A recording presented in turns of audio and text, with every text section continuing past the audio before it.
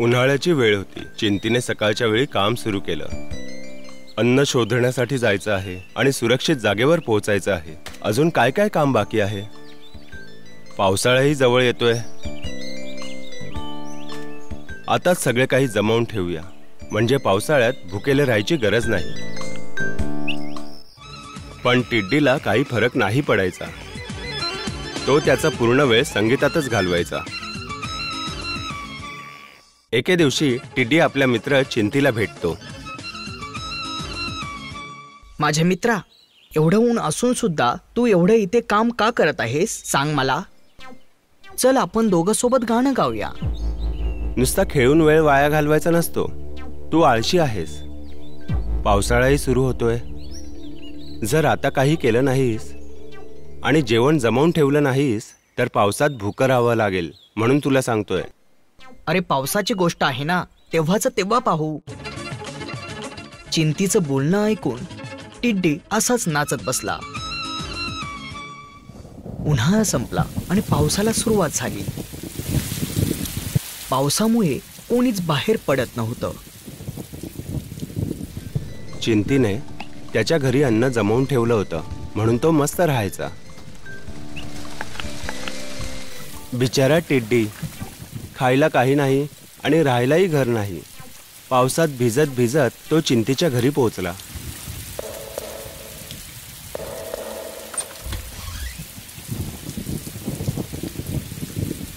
माझ्या प्रिय मित्रा, मला काही खायला मिळेल का? नाही। उन्हाळा होता तेव्हा तू काय करत होतास? नाचणे गाणे चालू होतं तुझं। मी बोललो होतो तुला पावसाळा येणार आहे, निघून जा तू इथून। बरोबर बोलला। हाड तुटेपर्यंत काम केलं तर दात तुटेपर्यंत खाऊ शकतो।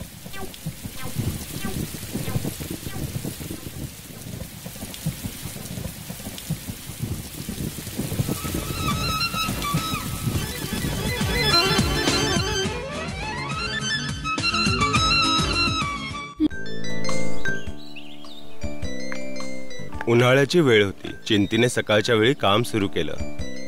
अन्न शोधण्यासाठी जायचं आहे आणि सुरक्षित जागेवर पोहोचायचं आहे। अजून काय काय काम बाकी आहे? पावसाळाही जवळ येतोय।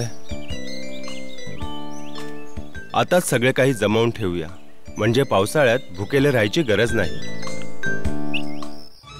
पण टिड्डीला काही फरक नाही पडायचा।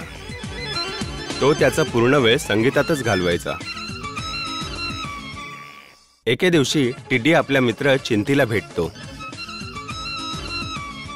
माझ्या मित्रा, एवढं ऊन असून सुद्धा तू एवढं इथे काम का करत आहेस सांग मला। चल आपण दोघं सोबत गाणं गाऊया। नुसता खेळून वेळ वाया घालवायचा नसतो। तू आळशी आहेस। पावसाळाही सुरू होतोय। जर आता काही केलं नाहीस आणि जेवण जमवून ठेवलं नाहीस तर पावसात भुकं राहावं लागेल, म्हणून तुला सांगतोय। अरे पावसाची गोष्ट आहे ना, तेव्हाच तेव्हा पाहू। चिंतीचं बोलणं ऐकून टिड्डी असाच नाचत बसला। उन्हाळा संपला आणि पावसाला सुरुवात झाली। पावसामुळे कोणीच बाहेर पडत नव्हतं। चिंतीने त्याच्या घरी अन्न जमवून ठेवलं होतं, म्हणून तो मस्त राहायचा।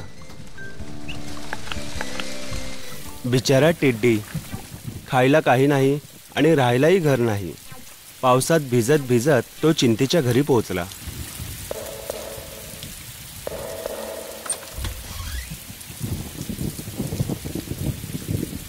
माझ्या प्रिय मित्रा, मला काही खायला मिळेल का? नाही। उन्हाळा होता तेव्हा तू काय करत होतास? नाचणे गाणे चालू होतं तुझं। मी बोललो होतो तुला पावसाळा येणार आहे, निघून जा तू इथून। बरोबर बोलला। हाड तुटेपर्यंत काम केलं तर दात तुटेपर्यंत खाऊ शकतो।